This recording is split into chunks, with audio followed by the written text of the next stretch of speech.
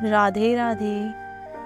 श्रीमद् भागवत पुराण सर्ग एक रचना।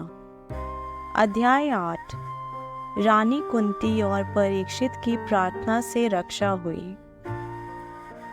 सूत गोस्वामी ने कहा, इसके बाद पांडव मृत रिश्तेदारों को पानी देने की इच्छा से द्रौपदी के साथ गंगा में गए। स्त्रियां आगे आगे चली, उन पर विलाप करके और पर्याप्त रूप से गंगा जल अर्पित करके उन्होंने गंगा में स्नान किया, जिनका जल भगवान के चरण कमलों की धूल से मिश्रित होने के कारण पवित्र हो गया है। वहाँ कौरवों के राजा महाराज युधिष्ठिर अपने छोटे भाइयों और धृतराष्ट्र, गांधारी, कुंती और द्रौपदी के साथ बैठे थे। सभी शोक में डूबे हुए थे। भगवान कृष्ण भी वहाँ थे। सर्वशक्तिमान के कठोर नियमों और जीवित प्राणियों पर उनकी प्रतिक्रियाओं का हवाला देते हुए भगवान श्री कृष्ण और मुनियों ने उन लोगों को शांत करना शुरू कर दिया जो हैरान और प्रभावित थे। चतुर दुर्योधन और उसके दल के चालाकी से युधिष्ठिर का राज्य हड़प लिया, जिनका कोई शत्रु नहीं था। भगवान की कृपा से पुण्य प्राप्ति निष्पादित हुई और दुर्योधन के साथ शामिल बेईमान राजा उनके द्वारा मारे गए। रानी द्रौपदी के बालों को बेरहमी से संभालने के कारण अन्य लोगों की भी मृत्यु हो गई। उनके जीवन की अवधि कम हो गई। भगवान श्री कृष्ण ने महाराज युधिष्ठिर द्वारा 3 अच्छी तरह से संपन्न अश्वमेध यज्ञों का आयोजन करवाया और इस प्रकार इंद्र की तरह उनकी पुण्य प्रस्थिति को सभी दिशाओं में महिमा मंडित किया, जिन्होंने ऐसे 100 यज्ञ किए थे। तब भगवान श्री कृष्ण अपने प्रस्थान के लिए तैयार हुए। शील व्यासदेव के नेतृत्व में ब्राह्मणों द्वारा पूजा किया जाने के बाद उन्होंने पांडु के पुत्रों को आमंत्रित किया। प्रभु ने भी अभिवादन का प्रत्युत्तर दिया। जैसे ही वे द्वारका जाने के लिए रथ पर बैठे, उन्होंने देखा कि उत्तरा डर के मारे तेजी से उनकी ओर आ रही है।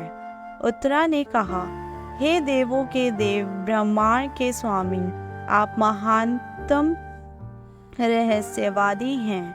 कृपया मेरी रक्षा करें, क्योंकि इस द्वंद्व के संसार में मुझे मृत्यु के चंगुल से बचाने वाला कोई और नहीं है। हे मेरे प्रभु, आप सर्वशक्तिमान हैं। एक ज्वलंत लोह बाण तेजी से मेरी ओर आ रहा है। मेरे प्रभु, यदि आप चाहें तो इसे मुझे व्यक्तिगत रूप से जलाने दें, लेकिन कृपया इसे जलने ना दे और मेरे भ्रूण को नष्ट ना करे। कृपया मुझ पर यह कृपा करें मेरे प्रभु। सूत गोस्वामी ने कहा। उनके शब्दों को धैर्यपूर्वक सुनने के बाद भगवान श्री कृष्ण, जो हमेशा अपने भक्तों के प्रति बहुत स्नेही रहते थे, तुरंत समझ गए कि द्रोणाचार्य के पुत्र अश्वत्थामा ने पांडव परिवार में अंतिम जीवन को समाप्त करने के लिए ब्रह्मास्त्र फेंका था। हे महान विचारकों के में अग्रणी मुनि शौनक, चमकते ब्रह्मास्त्र को अपनी ओर बढ़ता देखकर पांडवों ने अपने अपने 5 हथियार उठा लिए। भगवान श्री कृष्ण के सर्वशक्तिमान व्यक्तित्व ने देखा कि उनके अन्य भक्तों, जो पूरी तरह से समर्पित आत्मा थे, पर एक बड़ा खतरा मंडरा रहा था। उन्होंने तुरंत उनकी रक्षा के लिए अपनी सुदर्शन चक्र उठाया। परम रहस्यवाद के भगवान श्री कृष्ण प्रत्येक व्यक्ति के हृदय में परमात्मा के रूप में निवास करते हैं। इस प्रकार कुरु वंश की संतान की रक्षा के लिए उन्होंने अपनी व्यक्तिगत ऊर्जा से उत्तरा के भ्रूण को ढक दिया। हे शौनक, भुजु के परिवार की महिमा, हालांकि अश्वत्थामा द्वारा छोड़ा गया सर्वोच्च ब्रह्मास्त्र अस्त्र अप्रतिरोध्य था और नियंत्रण या प्रतिकार के बिना था। विष्णु भगवान श्री कृष्ण की ताकत का सामना करने पर इसे निष्प्रभावी और विफल कर दिया था। हे ब्राह्मणों, यह मत सोचो कि यह रहस्यमय और अचूक भगवान की गतिविधियों में विशेष रूप से अद्भुत है। वह अपनी दिव्य ऊर्जा से सभी भौतिक वस्तुओं का निर्माण, पालन और विनाश करता है, हालांकि वह स्वयं अजन्मा है। इस प्रकार ब्रह्मास्त्र के विकिरण से बचाए गए भगवान की पवित्र भक्ति कुंती और उसके 5 पुत्र और द्रौपदी ने घर के लिए प्रस्थान करते समय भगवान कृष्ण को संबोधित किया। श्रीमती कुंती ने कहा, हे कृष्ण, मैं आपको प्रणाम करती हूँ क्योंकि आप मूल व्यक्तित्व हैं और भौतिक संसार के गुणों से अप्रभावित हैं। आप सबके भीतर और बाहर दोनों जगह मौजूद हैं, फिर भी आप सबके लिए अदृश्य हैं। सीमती इंद्रियां बोध की सीमा से परे होने के कारण आप भ्रामक ऊर्जा के पर्दे से ढके हुए शाश्वत रूप से अप्राप्य कारक हैं। आप मूर्ख पर्यवेक्षक के लिए अदृश्य हैं, ठीक उसी तरह जैसे खिलाड़ी के वेश में एक अभिनेता को पहचानना नहीं जाना जाता है। आप स्वयं उन्नत पारलौकिकवादियों और मानसिक स्टाबाजों के दिलों में भक्ति सेवा के पारलौकिक विज्ञान का प्रचार करने के लिए अवतरित हुए हैं, जो पदार्थ और आत्मा के बीच अंतर करने में सक्षम होने के कारण शुद्ध हो जाते हैं। तो फिर हम स्त्रियां आपको पूर्णतः कैसे जान सकती हैं? इसलिए मैं भगवान को आदरपूर्वक नमस्कार करता हूँ, जो वासुदेव के पुत्र, देवकी के पुत्र, नंद और वृंदावन के अन्य चरवाहों के पुत्र और गायों और इंद्रियों की जीवनदाता बन गए हैं। हे भगवान, जिनके पेट पर कमल के फूल जैसा गड्ढा है, जो हमेशा कमल के फूलों की माला से सुशोभित रहते हैं, जिनकी दृष्टि कमल के समान शीतल है और जिसके पैर कमल से अंकित हैं, आपको मेरा आदरपूर्वक प्रणाम है। हे ऋषिकेश, इंद्र के स्वामी और देवों के स्वामी, आपने अपनी माता देवकी को, जो लंबे समय से ईर्ष्यालु राजा कंस द्वारा कैद और व्यथित थी, तथा मुझे और मेरे बच्चों को निरंतर खतरों की एक श्रृंखला में मुक्त कर दिया है। मेरे प्रिय कृष्ण, आपके स्वामी ने हमें जहरीले केक से, भीषण आग से, नरभक्षियों से, दृश्य सभा से, जंगल में हमारे निर्वासन के दौरान कष्टों से और उस युद्ध से बचाया है जहां महान सेनापति लड़े थे, और अब आपने हमें अश्वत्थामा के हथियार से बचाया है। मैं चाहता हूं कि वह सभी विपत्तियां बार बार आए ताकि हम आपको बार बार देख सकें, क्योंकि आपको देखने का मतलब है कि हम अब बार बार जन्म और मृत्यु नहीं देखेंगे। हे प्रभु, आपके आधिपत्य तक आसानी से पहुंचा जा सकता है, लेकिन केवल वह लोग जो भौतिक रूप से थक चुके हैं, जो व्यक्ति भौतिक प्रगति के पथ पर हैं, सम्मानजनक माता पिता, महान ऐश्वर्य, उच्च शिक्षा और शारीरिक सुंदरता के साथ खुद को बेहतर बनाने की कोशिश कर रहा है, वह सच्ची भावना के साथ आपके पास नहीं आ सकता। मेरा प्रणाम आपको है, जो भौतिक रूप से दरिद्रों की संपत्ति है। प्रकृति के भौतिक गुणों की क्रियाओं और प्रतिक्रियाओं से आपका कोई लेना देना नहीं है। आप आत्मसंतुष्ट हैं, अंततः आप परम सज्जन हैं तथा अद्वैतवादियों के स्वामी हैं। हे प्रभु, मैं आपके प्रभुत्व को शाश्वत काल, सर्वोच्च नियंत्रक, आदि और अंत से रहित, सर्वव्यापी मानता हूँ। अपनी दया बांटने में आप सभी के लिए समान हैं। प्राणियों के बीच मतभेद सामाजिक मेलजोल के कारण होते हैं। हे भगवान, कोई भी आपकी दिव्य लीलाओं को नहीं समझ सकता जो मानवीय प्रतीत होती है और भ्रामक भी है। आपके पास अनुग्रह की कोई विशिष्ट वस्तु नहीं है, ना ही आपके पास ईर्ष्या की कोई वस्तु है। लोग केवल यह कल्पना करते हैं कि आप पक्षपाती हैं। निस्संदेह यह विस्मयकारी है और ब्रह्मांड की आत्मा की आप कार्य करते हैं। यद्यपि आप निष्क्रिय हैं और आप जन्म लेते हैं, यद्यपि आप महत्वपूर्ण शक्ति और अजन्मा हैं। आप स्वयं जानवरों, मनुष्यों, ऋषियों और जलचरों के बीच उतरते हैं। सचमुच यह हतप्रभ करने वाली बात है। मेरे प्रिय कृष्ण, जब आपने अपराध किया था तो यशोदा ने आपको बांधने के लिए रस्सी उठाई थी और आपकी शुद्ध आंखों से आंसू बह निकले, जिससे आपकी आंखों का काजल धुल गया और तू डर गया। यद्यपि वह भय का साक्षात रूप तुझसे डरता है। यह दृश्य मुझे हतप्रभ कर देने वाला है।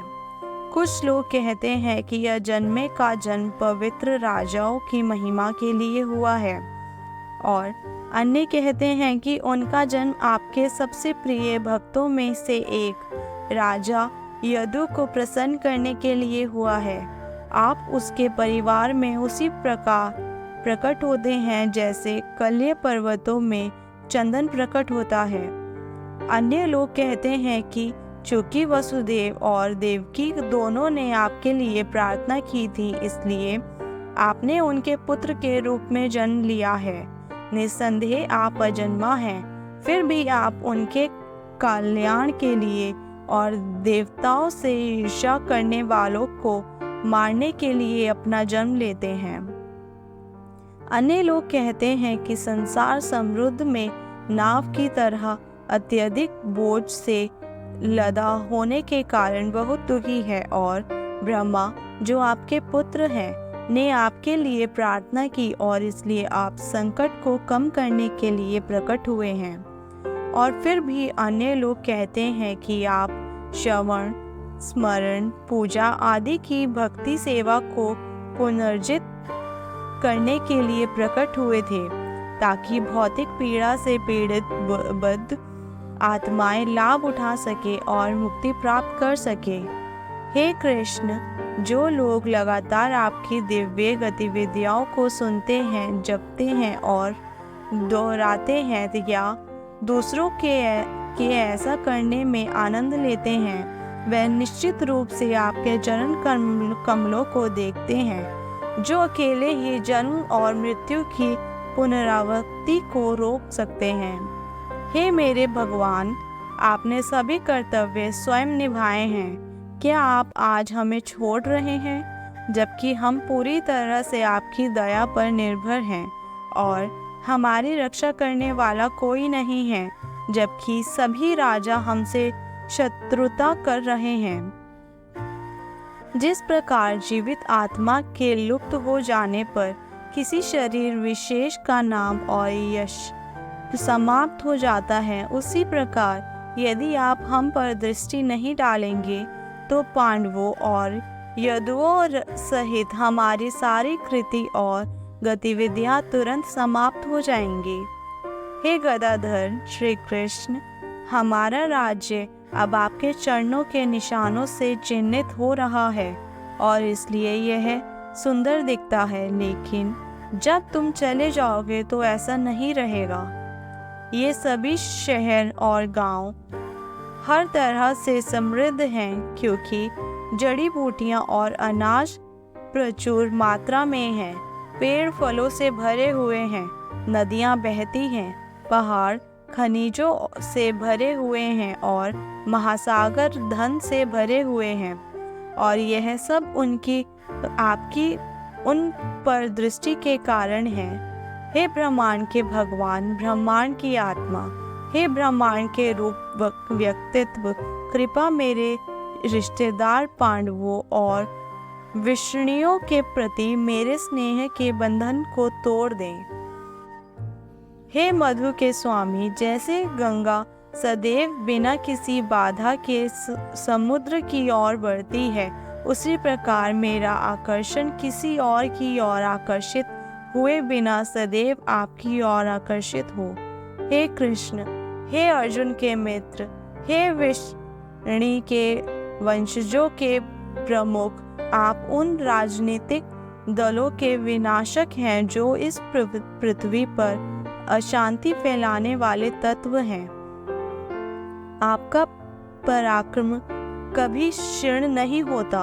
आप दिव्य निवास के स्वामी हैं और आप गायों, ब्राह्मणों और भक्तों के कष्टों को दूर करने के लिए अवतरित होते हैं।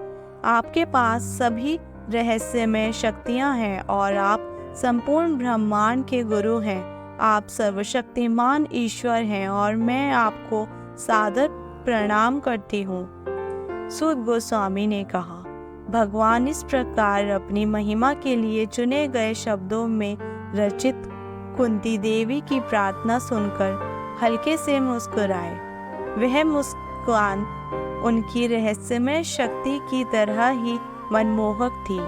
इस प्रकार श्रीमती कुंती देवी की प्रार्थना स्वीकार करते हुए भगवान ने बाद में हस्तिनापुर के महल में प्रवेश करके अन्य महिलाओं को अपने प्रस्थान की सूचना दी, लेकिन जाने की तैयारी करने पर उन्हें राजा युधिष्ठिर ने रोका, जिन्होंने उनसे प्रेम पूर्वक विनती की।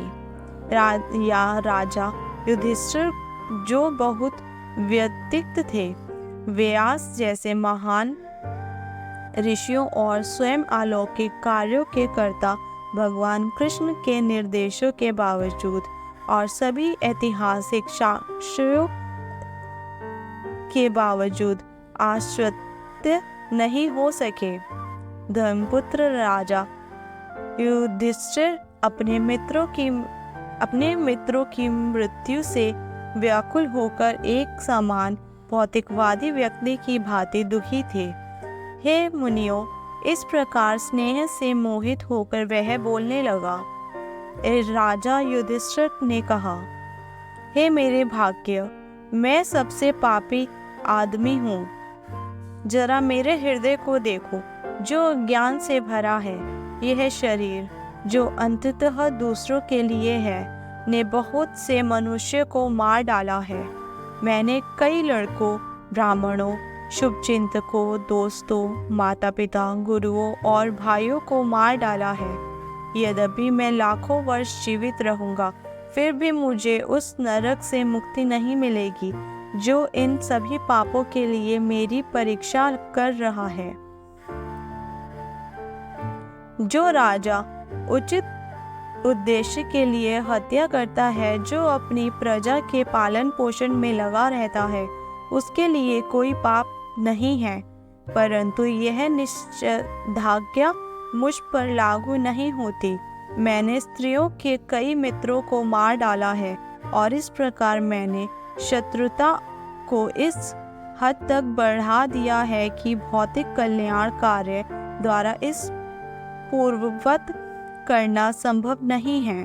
चूंकि कीचड़ में गंदे पानी को छानना या शराब से सने बर्तन को शराब से शुद्ध करना संभव नहीं है, इसलिए जानवरों की बलि देकर मनुष्यों की हत्या का प्रतिकार करना संभव नहीं है।